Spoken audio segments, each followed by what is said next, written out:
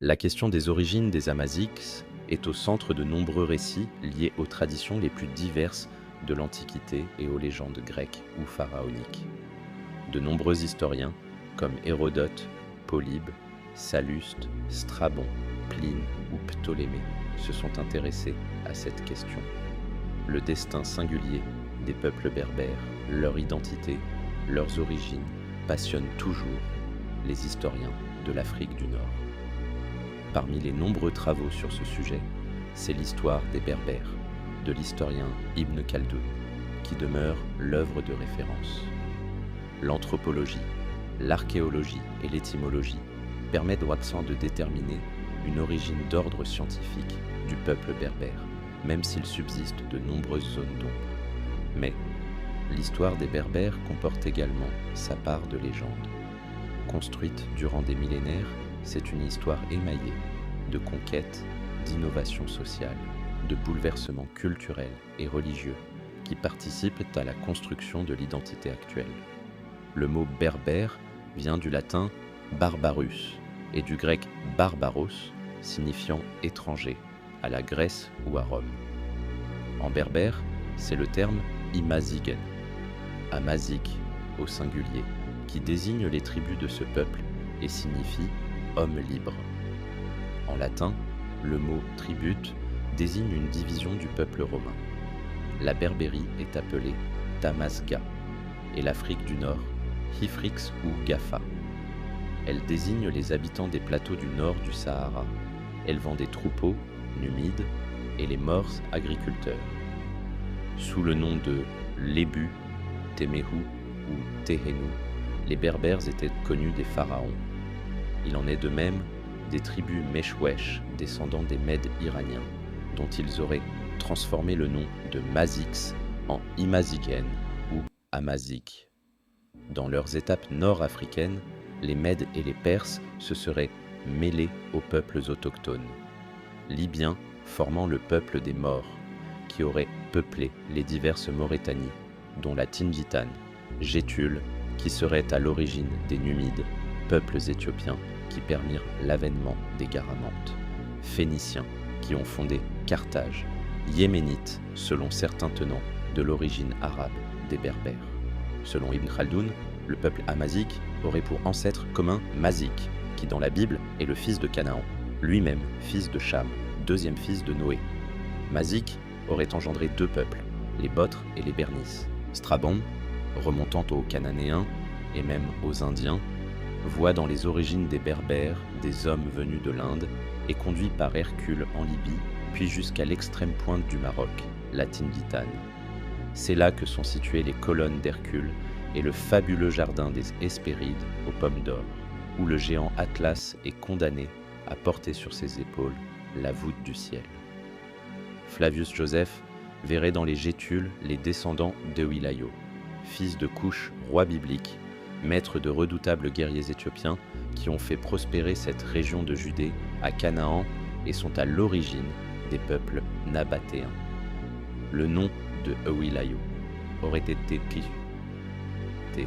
transformé en Gai Aloui.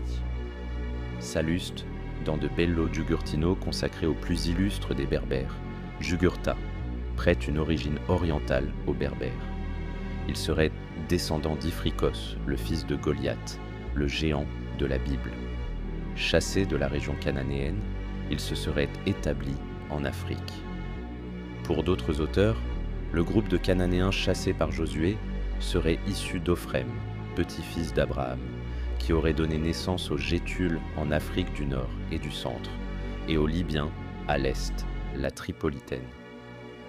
Le terme « Afri » désigne les populations du Maghreb. Leur pays est appelé Africa. Selon Salluste, le mot « Afrique » découlerait de Iphricos, le prénom du fils de Goliath. Lui, comme Hérodote, appelait les hommes blancs du littoral libyen Mazis ou Maures, c'est-à-dire les occidentaux, plus ou moins soumis aux Grecs et à Carthage. Les autres, non soumis à Carthage, sont les Numides. Pour les Romains, les prophètes de barbarie sont ceux qui ne parlent ni latin ni grec. D'autres groupes étrangers venus d'Europe, comme la Gaule et l'Espagne, se serait mêlé aux Berbères à l'origine. Laurent Charles Ferraud a découvert près de Constantine des monuments d'allure celtique en terre berbère. Pour lui, les Berbères blonds seraient descendants de Gaulois mercenaires de Rome, d'où le fait que l'on trouve des dolmens en Algérie. Alfred Rosenberg leur confère une origine aryenne. Enfin, Quatrefages affirme que les Berbères descendent d'un cousin de l'homme de Cro-Magnon, l'homme attérien de Bir el Ateir, il y a 40 000 ans. Le mode de vie initial des Berbères repose sur un système patriarcal, endogamique et de concubinage centré sur la famille. Elle est liée par la solidarité des générations. L'ensemble des familles est appelé Takeroa, la tribu. Tous les membres sont soumis au chef de village qui prend la forme d'une république ayant à sa tête la Djema'a, où les affaires communes sont discutées entre les anciens, délégués des familles. Plus qu'une population, la tribu représente une nation. Il existe des groupements très larges, Numides, Massiles, Massaéciles, Maures. Hérodote décrit les Berbères comme un peuple vigoureux, résistant et avec une natalité forte. Ils se nourrissent de végétaux, de blé, de froment, de grains moulus, de couscous mais également de lait. Ils élèvent des bœufs, des chèvres, des moutons, des chevaux, des chiens. La propriété est collective dans le cadre d'une sorte de communisme villageois ou tribal. Les rois sont appelés Agélides. Leur mode de succession est principalement dynastique et héréditaire.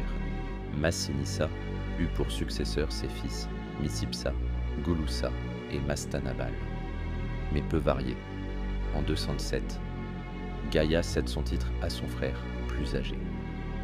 Les rois berbères détiennent un pouvoir absolu.